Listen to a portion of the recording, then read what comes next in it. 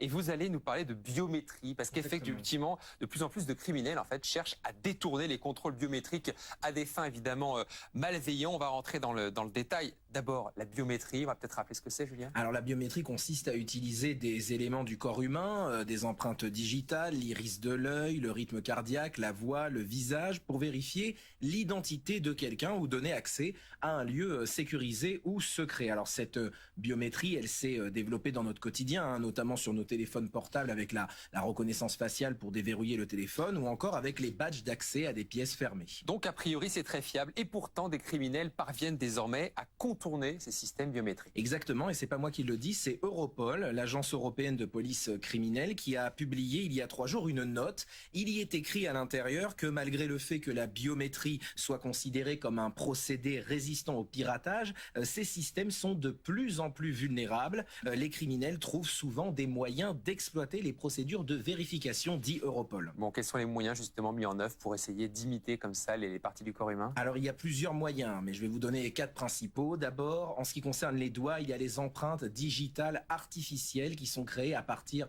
de moules ou d'impressions 3D. Ça va permettre de déverrouiller un smartphone, ça va permettre d'accéder à des messageries ou de changer des mots de passe. Du côté de la reconnaissance faciale, les criminels utilisent des masques en silicone personnalisés ou des images numériques de type deepfake pour pouvoir entrer dans des lieux secrets. Les modèles les plus performants sont commercialisés autour de 3000 $.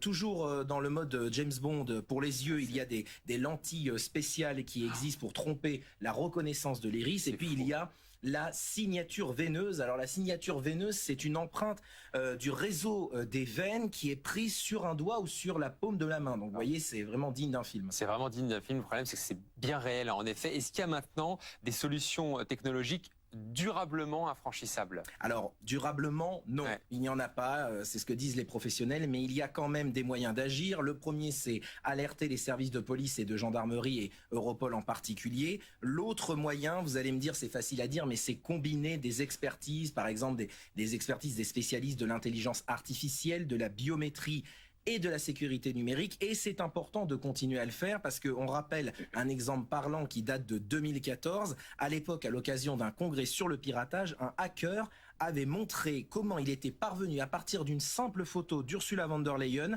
à partir d'une photo de sa main, en fait, à capter les empreintes digitales d'Ursula von der Leyen, qui aujourd'hui est présidente de la Commission européenne, mais qui à l'époque était ministre allemande de la Défense. Donc c'est vous dire.